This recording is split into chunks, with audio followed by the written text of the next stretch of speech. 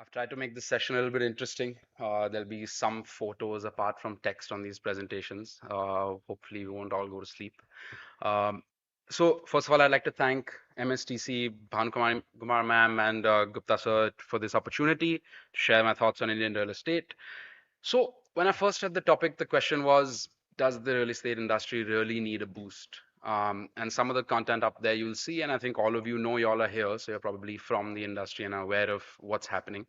Um, Rates have been going up, and over the past few years, you'll see that there's not much talk regarding value as such. But when we think about industry, there's probably a difference between just price and all the different players that form part of the industry. And I'll touch upon some of that in the next few slides. And Occam's razor, I don't think anybody, does anybody here know what that is? Probably not. It's a 14th century logical concept which says that make everything as simple as possible, but not simpler. Essentially, while real estate as an industry is pretty complex, we must not add unnecessary assumptions and unnecessary complexities to a problem, that can only lead to inefficient and imperfect solutions. So, with that, uh, when we think about the real estate industry, it's not just the buyers and sellers who are here today. There's an entire ecosystem surrounding this. And someone in the previous panel mentioned about how the transaction costs itself are very high.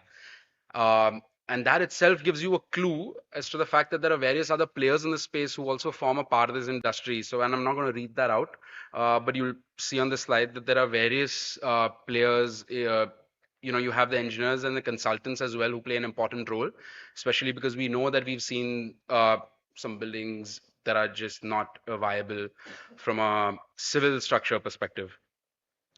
Um, so over the course of this presentation, I'll also try to touch upon where e-commerce comes in. And one of the e-commerce advantages here is that the usage of technology, an auction platform, having payment gateways, having registered buyers, having pre-sale and post-sale features, having virtual data rooms, having negotiation rooms. Mr. Rohin in the previous channel spoke about in the previous panel,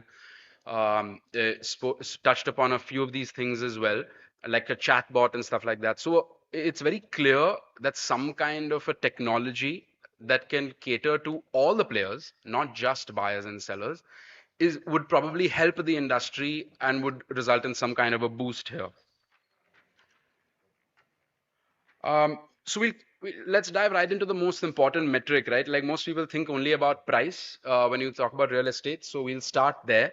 Um, eh, in general, when a buyer is evaluating real estate opportunities, he has to actually compare similar investments in other asset classes, right? So now if you put on the hat of a buyer, then you have to understand that he's allocating investments across different sectors. Uh, so as a seller, to really reach out to this buyer, you have to really understand that part and hit those right psychological factors that guide decision making. So one is regarding agreement on price. So what is very interesting to note is that who's driving the demand, that percentage is going to keep changing, right, with time. So you see 63% is Gen Z and millennials, which is why you'll see a lot of influencers in the real estate space now, because you are understanding where your target market is where you need to be. Unfortunately, because this industry, and again, some panelists mentioned this before, this industry is so opaque, there's so much information asymmetry. Uh, it's going to take some work to get there. Um, Finally, democratization and fractionalization in the real estate industry is already, some of you may have seen it, but we'll probably see more of that in the times to come. And again, here, technology will play a key role. So for those who wouldn't know, fractionalization essentially means joint ownership of land parcels. And there are companies that are set up doing this. They're setting up LLPs with joint ownership and a management structure that is governed by a certain mandate. And that essentially is democratization, right? Because you'll have people who are otherwise just doing SIPs and mutual fund investments can now look at real estate as an asset class. Um, Second is, when you talk about return on investments, at the end of the day, that's what needs focus on. So I'd like to talk about a couple of things. Since the Article 370, Kashmir land prices have increased by about 600% in the last 3 years, right? That's an example of a change in legislation, change in law that can instantly impact land prices. We have some members here from highways and other such bodies. So real estate near highways and ports are also witnessing significant growth. Uh, People used to say metros are kind of peaked out. It'll be difficult to keep that trend going, but those numbers tell you that both in Delhi and in Bombay, you're still seeing double-digit and pretty substantial growth. Uh, but at the same time, there are other asset classes that are also doing very well. In general, India is a great growth story, right? So all of these things come together to say essentially that for a transaction in the real estate space to go through, technology and e-commerce is critical. There are far too many moving parts. There are far too many players in this space, and a real estate transaction is not an Amazon purchase, right? You don't do it every day. You don't do it every 2 days. It's sometimes for some people, it's once in a lifetime, twice in a lifetime transaction. It's slow, it's cumbersome, it's high ticket size, but low volume, um, and opaque and still there are a lot of information gaps. So that's something that I feel the advent of dashboards and MSTC has some of this as well. To completely digitize in the first place. We talk about AI, ML, and all that comes later. First, we must digitize. We have now seen e-signing. We're now seeing documents being signed digitally. We are now taking videos to record where you are and stuff like that. That's still new. That's still digitization. We haven't even scratched the surface on technology yet. But I think we're in the right direction. I'll very quickly touch a little bit on the valuation side. See, essentially, price and valuation technically, for the layman should be the same thing, right? By definition, also valuation is just supposed to be the price a buyer is willing to pay. But it's not that simple. I think everyone understands that valuation is subjective. Sure, you can have methodologies, you can have objective approaches, but at the end of the day, it is quite subjective, and there are various factors contributing to it, which is why you'll have valuers like Mr. Maheshwari was in the previous session who will speak probably a lot more on this. But you'll see valuation reports talk about comparables, which will tell you that a similar property in this place, you'll talk about it yourselves. In your building, 15 माला वाले ने 8 crore में बेचा तो मैं तो उस कम में नहीं बेचूंगा. So there's no math behind this, and that needs to be understood when sellers and buyers are interacting in this space. But again, at the end of the day, I would just like to point out that it's the more you simplify it, the better it is. And now here again, e-commerce is the only, I feel, e-commerce solutions are the only way forward. MSTC already has forward auctions, two-staged auctions. Auctions are not just one monolith, right? Auctions are also different types. For example, you'll have a Swiss challenge, which has now become popular, which will tell you that you'll have a set of bidding, and then the highest bid in the first stage will become your reserve price for the second stage. These are all other ways to do price discovery as well as valuation. You can't do away with the valuation report, but it helps you kind of compare the two. The second issue with respect to documentation and valuation is also regarding confidentiality. And again, here I would like to say that the e-commerce advantage is quite clear. You'll see stuff like valuation reports being uploaded on dashboards. There's already access control within MSTC. You can qualify certain bidders, not qualify certain bidders. So there is some work that is already there within MSTC. And MSTC is also trying to see how they can incorporate other market players by offering API integrations for their core technology.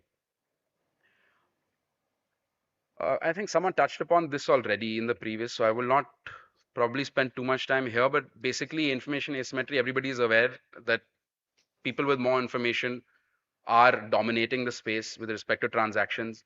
And I think everybody would love to be a part of any growth story. So I'm going to actually skip some of this, except that I would like to mention the loudest voice isn't necessarily the right voice. And in this particular case, I mean more regarding things that you read and see on the internet and social and digital media. It's very important that we in day-to-day lives, we don't have the bandwidth to do critical thinking and do a lot of research and do a lot of document reviews. But in real estate, it's very important because as people have already mentioned, litigation is the major issue here. Um, uh, I'll why did we I wanted to talk about fact checking and information asymmetry because that is what led to the creation of RERA. So I think everybody is aware in this NCR region, regarding the Supertech story. Two towers were demolished as they were constructed illegally.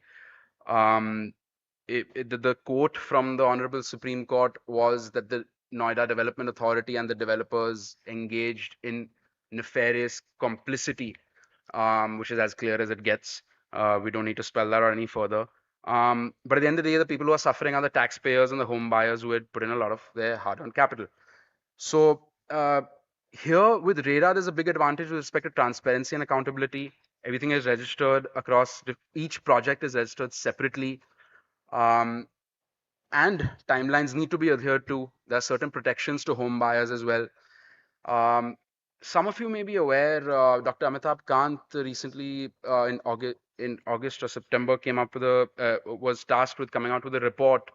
And this is quite relevant here, so I'll just read it out. The committee believes that this model package can be particularly beneficial for regions like the Noida and Greater Noida region, and we encourage all other state governments to consider similar adaptations. So, at lunch, some of us were talking about how, what do you do with kind of the example someone mentioned was that the baby is already born. What do you do with older cases where there's no financial viability? And so there's a certain model that Dr. Amitabh Kant and his team have come up with, and they've also outlined that they've also specifically mentioned that timelines are critical here. So from a regulatory side, uh, it seems that there's a lot of work going on behind the scenes. Perhaps it's not clear on the front end, but there's a lot happening behind the scenes. And here again, e-commerce plays a big role because when you're doing transactions, I'll give you a small example with respect to RERA. There were certain collections for registrations, which under RERA it says that the home buyer has to pay the developer, who then has to pay RERA. And then one of the very simple recommendations, and again, I'd like to see Occam's razor on this. They just said, why don't you bypass the developer? The home buyer should directly pay RERA, and the builders should be bypassed. So these payments require digital escrows, distribution and inflow of funds and things like that. This also, again, MSTC already has their own payment gateway. So when you talk about a transaction and then followed by a certain distribution as well, MSTC has the capability to do that. Um, uh, and that's worth looking into as well. Um, I think infrastructure was well touched upon in the previous panel, but I think it is a little bit obvious. But again, when you look at a real estate valuation in general, it follows closely with growth in infrastructure. There's some statistics here, and I'm happy to share this presentation with someone who needs it. That statistics around uh, appreciation in land value across such infrastructure projects, which is again common sense, pretty simple, but it's missed out when you get caught up in the hype of some assumption or somebody selling you something when you haven't looked at the details. I'm going to skip through some of this. Um, eh, Sorry, yeah. I think uh, in general, when we look at real estate, and I'm again, this is not, we might be preaching to the choir here, but I think the reason I'm mentioning this here is because there are now, there's a clear focus from developers to build amenities and infrastructural capabilities, and they're looking at other commercial centers. You're looking at co-working spaces popping up, medical facilities popping up, and I would like to compare this to almost like a smart city concept. A smart city works well from a real estate perspective is because it has a bunch of other things packaged along with it. And I think that's what I would like to just point out here. Um, Very relevant from a market sizing perspective. Here's a very interesting statistics. The IBA has estimated 4 lakh stressed dwelling units involving about 4 lakh crores in stalled real estate projects. And about 2.4 lakhs of those are situated here in NCR. This is in itself an enormous opportunity for e-commerce and auction platforms, and for players like us who work closely with MSTC on building a specific platform for stressed assets. But there's a very good opportunity right here. Even if 50% of these units are resolved, it'll add about 1.5 lakh units to the housing sector. Again, the e-commerce advantage is clear because the volume is high. You can't talk about resolving lakhs of units with individual transactions, you need technology. You need to bring these things on a platform in some way. From an IBC perspective, I'm seeing that the Insolvency and Bankruptcy Board of India is also quite proactive. They are trying to beat the parliamentary session voting for amendment to the code by introducing regulations in the real estate space by taking a lead from Dr. Amitabh Kant's report. So these are all further opportunities with respect to how the real estate sector can benefit from different features in e-commerce. I won't bore everybody else on technology. I think Rohin in the previous session covered it very well. I just read out the e-commerce advantage here. So the core technology stack at MSTC, for example, is in my view, it's moat and it's pure core competitive advantage. So they're already offering APIs and integrations to market players like us, which means that while auctions and payment gateways and the core technology remains theirs, you can build kind of front ends on top of that to suit your business needs. Um, Sellers can market and sell their assets through integrations, and the entire workflow, which is what I was talking about in the beginning, all the different players who have to contribute to this process. It's a win-win situation because then they would come onto a platform, and Bhanu ma'am mentioned that if you could put up photos and virtual tours of units and incorporate that as a part of your service offering as a technology platform, there's a lot of incremental development that can keep happening. That's about it.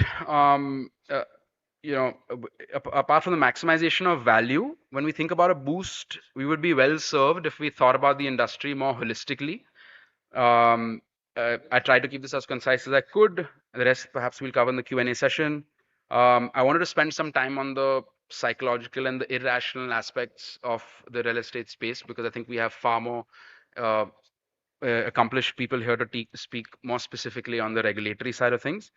And yeah, I think the only issue here is that we have a lot of human inefficiencies that must be mitigated. And again, thanks to MSTC, we have this platform to talk about it and to work with them. And that's about it. Thank you, everybody. So, Nishit, you had a very controversial statement in your presentation. It said real estate has many wives. What are you trying to hint at? Yeah. So my question to you, Nishit, is you mentioned about all these online transactions and all. Do you genuinely believe that you can have a purely online digital transaction for a real estate transaction, or do you think there will be a human break and a human element required in it? What's your genuine feel on it? uh, Real estate, all of real estate's wives are all the other industries because they're all kind of linked is what I was trying to say. I rushed through that one. Um, I think that I was trying to touch upon the fact that there are not everything can happen online. That's very clear. Um, and I think people talk about opacity and people talk about information asymmetry, and I think the point raised was very accurate that that is a strategic call, that some things are not supposed to be disclosed from a commercial perspective. So as long as the technology is mimicking real behavior, uh, I think everything can be solved. But at the end of the day, I think we all realize technology can only enable, it cannot replace. So yeah, a very short answer to that is that I think everything can happen online, but I think it's a little utopian vision because if people don't want to invest so much in that kind of technology because there aren't that many transactions. Unless the technology platform is going to start eating into the transaction costs of the other service providers, which will actually lead to a lot of other pushback. So it's going to be a little challenging, but I think it's possible theoretically. Thank you.